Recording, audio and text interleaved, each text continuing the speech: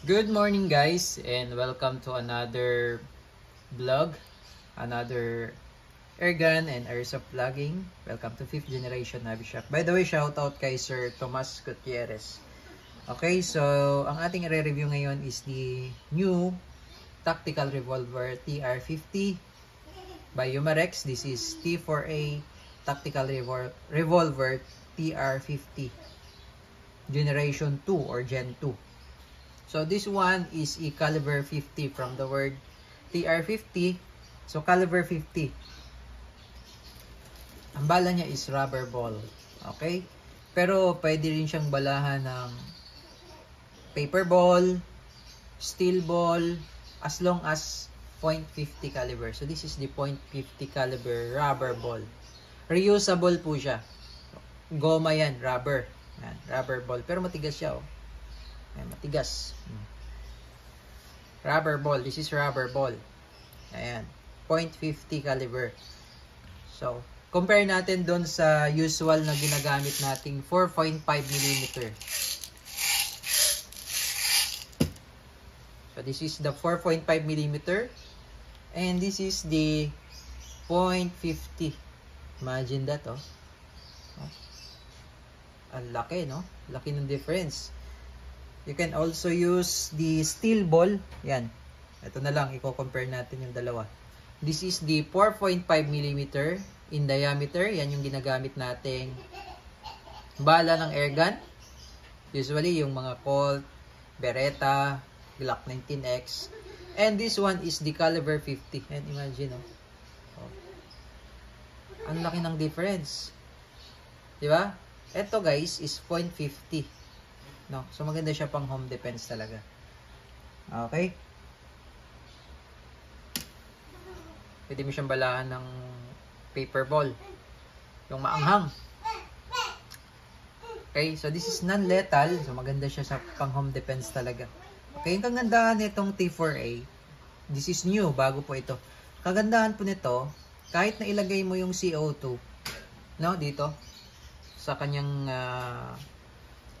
dito sa cartridge niya, sa grip. Kahit ilagay mo yung CO2, this is using 12G CO2 pa rin. No? Gumagamit pa rin siya ng CO2, 12G. Pero ang kagandahan niya, kahit na ilagay mo yung CO2, yung couplet, cartridge, this one, once na hindi mo siya inactivate, hindi siya magpa-puncture. So kahit na i-stack mo siya dyan ng matagal, walang problema. Hindi siya nauubos. Kasi wala naman siyang butas eh. Hindi siya nagpa-puncture. Pero once na inactivate mo na, ang pag-activate kasi nun, mamaya ipapakita ko rin sa inyo. Ang pag-activate nun, eto, ipupush mo lang to. Meron kasi itong spring. Yan, papakita ko sa inyo ha. Meron kasi itong spring. Yan. Meron yan spring. Now, once na pinush mo siya, that's the time na mag-activate na siya at that's the time na mapapuncture na yung CO2. Okay? Mapapuncture na siya. Pero, i-activate mo lang siya kapag once na gagamitin mo siya. Kasi pang home defense nga talaga siya. No? Not good for practical shooting. Pero kung gusto nyo naman practical shooting, pwede rin naman siya. Okay? So, sabihin na natin yung isang CO2 is good for 3 rounds. So, yung isang rotary niya kasi, yung isang chamber niya is 6 shots. So, sabihin na natin 3 to 4 rounds. So, 3 rounds. Maximum na siguro yun, 3 rounds. So, 6 shots times 3, that's 18 rounds. Okay? So, 18 shots pala. 18 shots. So, yung isang CO2 niya is 18 shots. Siguro naman yung 18 shots na yun, kung tatadtarin mo siya, kahit nga 6 shots lang, tapos yung ginamit mo, yung steel ball or yung, kahit nga itong rubber ball, malakas na to eh. Imagine, 7 joules po ito. Ayan, oh. Yan. 7.5 joules. Yan, oh. While yung ating ginagamit, ito, papakita ko sa inyo, ha. Okay. Ito, example, this is the model M9A3. So, this is 3 joules. Ayan, oh. 3 joules po yan. 4.5mm 177. And 3 joules. Ayan, 3 joules. Imagine that, this is 7 joules. While ito nga, malakas na eh. Malakas na to eh. How much more na ito? How much more pa ito? This is 7 joules. Double the power of the air gun pistol. So this is pang home defense talaga siya. Ginagamit siya pang home defense. Okay? So now, i-demo ko sa inyo yung paano yung pag-operate at paano yung maintenance and proper way of handling and operating the tactical revolver TR-50. Okay? So ito yung kanyang chamber. Dito natin ilalagay yung bala. So pag i-release mo siya, ito yung lock. Lagay mo lang siya sa lock position and then tulak mo lang. Ayan. Ito yung kanyang chamber. Just like sa mga revolver, di ba? Ayan, ito yung chamber niya. Ngayon, pag maglo-load ka, ayan, load tayo ng 50 caliber. Ayan. So, loloadan natin siya ng 6. And yung isa, loloadan natin siya ng steel ball, no? Wala na kasi tayong available na steel ball, pero meron po tayong parating na steel ball. Marami po tayong parating na bala na 50 cal. Load natin siya dito. Okay, so check natin. Pwede naman siya lahat steel ball. So depende sa inyong ito. For sample lang ito. Okay? So ayan. Ngayon, ilalagay na natin dito muna. This one kasi yung revolver na to, wala tong safety. Wala tong safety, no? So, ilalagay natin. Babalik na natin. And then, ibabalik natin yung lock. Then, iikot lang natin ng isang beses. Ayan. Okay? Para intact na siya. Okay, this revolver, tactical revolver is, tingnan nyo siya. Ang ganda ng sight niya. Yung iron sight niya is fiber optic na. Gen 2 is fiber optic. Yung Gen 1, standard lang. Ayan, fiber optic. And then, meron din siyang railing for accessories. Ganon din dito. Meron din siyang lagayan ng, kung gusto nyo maglagay ng red dot optic, pwede rin. Ayan. Diba? Tapos, tingnan nyo yung butas. That's 50 caliber. Ang laki, malaki pa yan sa butas ng caliber 45. So, remove lang natin to. Though, wala naman siyang CO2 pa. Siyempre, for safety, ayan, laki, di ba? Ang laki ng butas niya, Siyempre, 50 cal yan.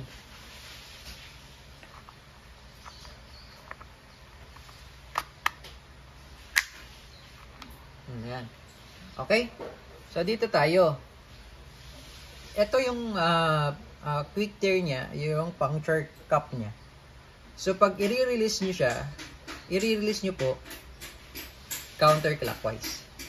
Okay? So, take note po, no? Counterclockwise. Yan. Be careful na hindi ito malaglag. Kasi sensitive talaga to. Itong cap, no? Hindi siyang ilalaglag. And then, syempre, before tayo maglagay ng CO2 dyan, lagyan natin siya ng oil. Okay, lalagyan natin siya ng oil. Wait lang, kukuha lang na tayo ng oil.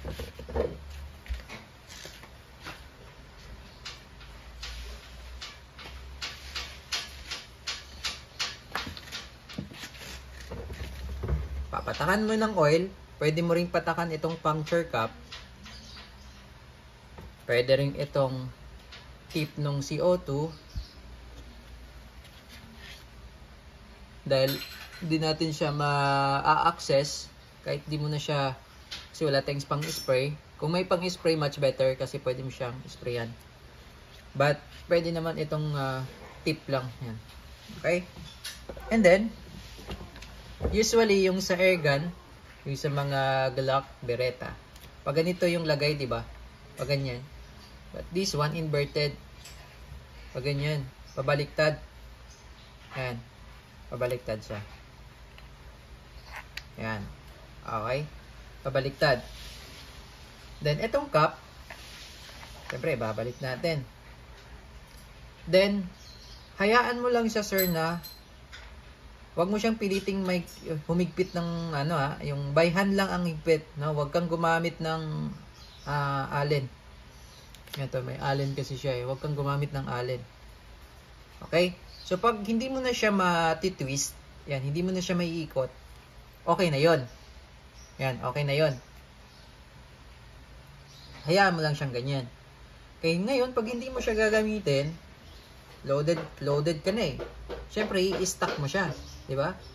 I-stack mo siya. Kung mapapansin nyo, yung cup, no, yung quick tear niya, kalabas, mahaba, diba? Once na pinalo mo yan, at yan nag-activate, lulubog yan. Lulubog, iikot yan eh. Lulubog.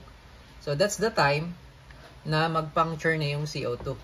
So, ito, habang, kunwari, hindi mo siya gagamitin, for home defense nga, so itatago mo siya.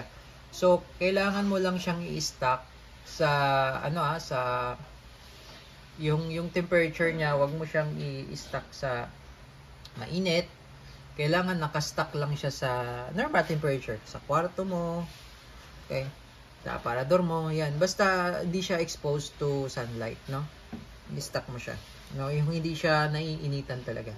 Okay, kasi syempre pwedeng sumabog yung CO2 niya. Though kahit wala siyang butas, syempre yung CO2 pwede siyang sumabog kapag directly exposed siya sa sunlight. Sa kwarto mo, well, kung aircon naman yung kwarto mo, sa loob ng kwarto, walang problema. Okay? So this one, hindi pa siya engaged. Kung mapapansin mo, kulay itim pa po yan, no? Yan, yung parang indicator. Yan. Kulay itim. Ngayon, once na pinush ko to, makikita nyo dyan, red. Kikita nyo red. Okay? So ito, ang kagandahan nito, kahit na, yun nga, pang home defense, kahit na i-stack mo siya ng matagal dyan, hindi pa yan napapuncture eh. Walang problema. Pero once na inactivate nyo na siya, siyempre gagamitin nyo na siya eh. Hindi nyo naman siya i-activate kung hindi mo siya gagamitin. So once na i-activate mo na siya, so pag-activate nito, papaluin mo lang siya. Ayan. Yan. Yan, indicator niya na red. Ano? Yung red. Yung kanina yung palo ko medyo mahina eh. So kailangan medyo lakasan mo ng palo. Yung konting pitik lang. Pag palo mong ganon, lalabas na yan, oh. Yung red indicator niya. Na ibig sabihin po niyan ay activated na yung CO2. Ibig sabihin na puncture na. Nabutas na po yun. So pwede na siyang pumutok. Now, kapag activated na siya, huwag nyo siyang patagalin sa unit na hindi siya ma-release. Kumbaga hindi mo siya mapaputok. Kailangan gamitin mo yung CO2. Kasi pag hindi mo siya ginamit, pwedeng masira yung unit natin. Okay? So ito, papuputokin natin ngayon. Titingnan natin kung gaano kalakas itong, actually malakas talaga, 7 joules pa naman. Again, this is DT4A Tactical Revolver TR50. Okay, testing po, TR50. Ayun.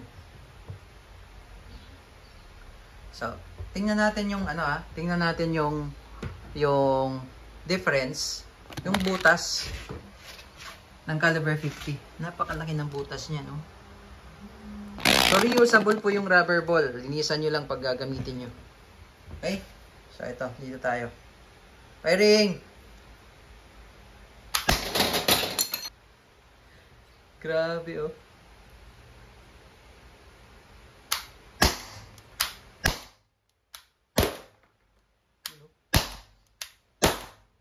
Okay. 6 shots. Yung rubber ball ata yung nasa taas. Yung lumabas kanina. Ay, yung steel ball. Ayan. Look at that, guys, oh. Ang laki ng butas. Oh, ayan, oh. Ayan yun. Oh. Yung tinira kong steel. Lahat laglag. Yung steel plate. Mamaya, tirahin pa natin. Okay? So, take note, sir. Take note, sir, Thomas Gutierrez. Sir, wag mo siyang i-release. Pag once na na-activate mo na ito, wag mo siyang, katulad nung sa mga airgun natin, di ba, yung Glock 19X. For example lang, yung Glock 19X. Pwede kasi siyang i-release na may pressure pa. Kumbaga, yung pressure ng CO2, marami pa, malakas pa. Pwede siyang i-release, yung sa Glock 19X ha. Pero this one, wag mo siyang i-release na marami pang CO2. Bawal po yun, pwedeng masira yung unit natin. So, babalahan mo lang siya hanggang sa humina na. Okay, so lagyan pa natin. Yes, sir. So, lalagyan pa natin ulit ng rubber ball. So, hindi mo siya pwedeng i-release kasi ng marami pang pressure. Pwedeng masira yung ating internals.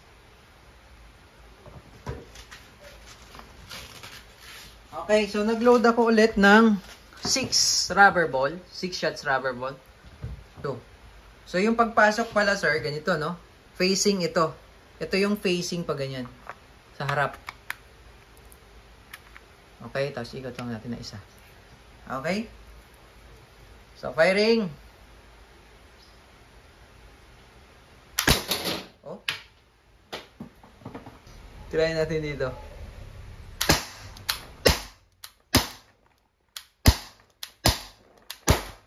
Oh. So, malakas pa rin. So, naka 2 rounds na tayo. That's 12 shots. Malakas pa rin siya.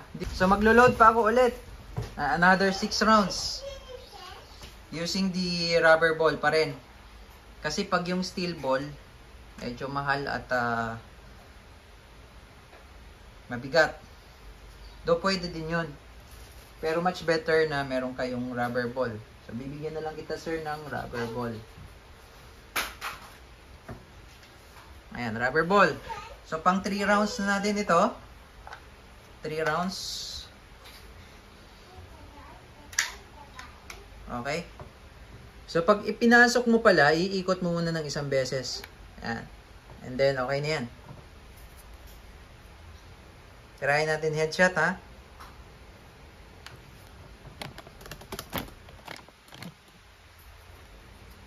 Okay, firing!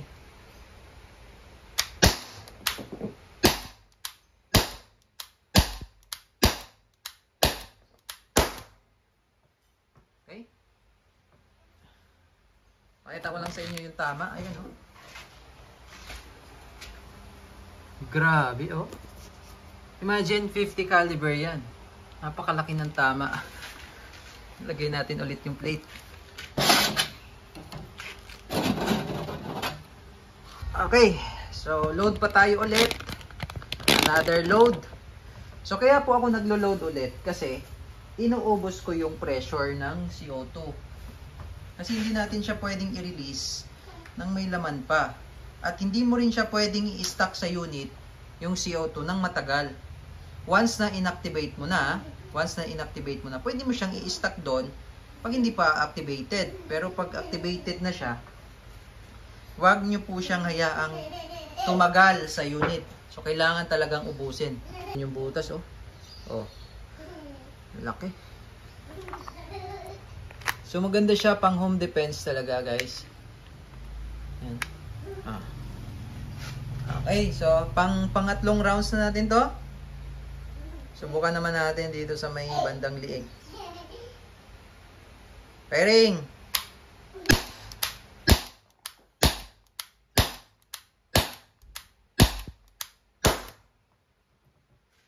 Okay, so pangatlo na yon. Pangatlo. Testing natin pang-apat. Pang-apat na load.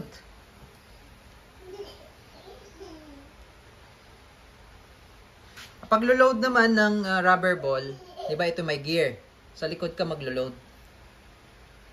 Sa likod.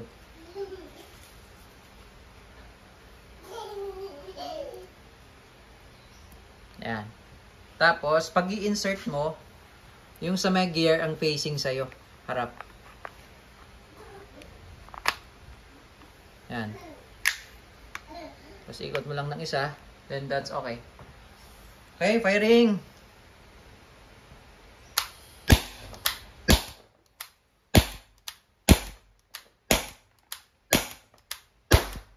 Okay, so pang-apat na. Pang-apat na yun. Then, pang-lima. Isa pa, pang-lima. So, kung kaya niya pa itong i-bato, so kaya niya hanggang 30 shots. Tingnan natin kung kaya pa niya ibato. Pang-lima to, pang-limang rounds. Itong ang plate. Oh, lakas pa din.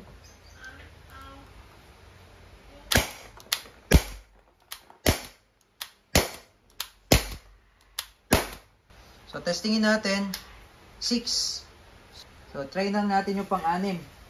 Malakas pa rin eh. Okay, so pang-anim na load. Firing. Malakas pa rin. Malakas pa rin yung pang-anim. Oh.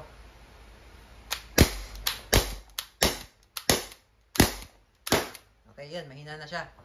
So, siguro mga 6 rounds. 6 rounds, that's 36 shots. Tsaka nyo na siya i-release yung pressure, no?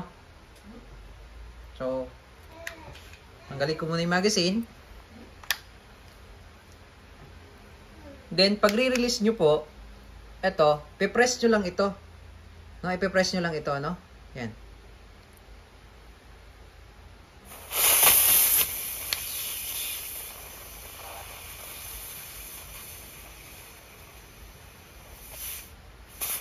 Ayan.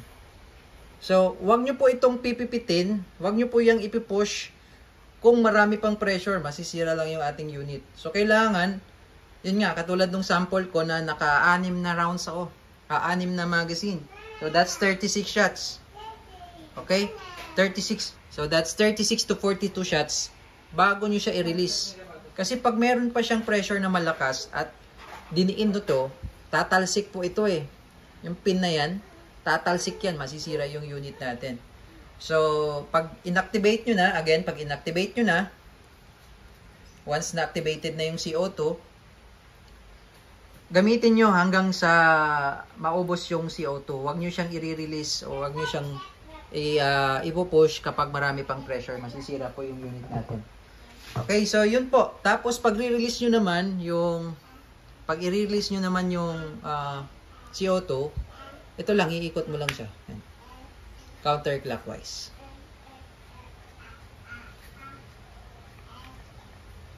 Ayan. Oops. Ay, nalaglag na yung CO2. Ayan yung CO2. Punctured na siya.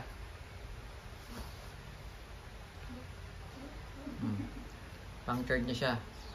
Okay, and then, bago nyo po lagyan ulit ng CO2, Sir Gutierrez, bago nyo po lagyan ng CO2, papahingan nyo muna 1 to 2 minutes. Papahingan nyo po muna yung unit. Huwag yung agad-agad lalagay kayo agad ng CO2. Okay? Papahingan nyo po 1 to 2 minutes. And then, na pagbabalik naman, ganun lang. Hanggang sa humigpit siya. Okay? So, ayun. Yun. So, tingnan natin yung tama, guys, ha. Ayan, o.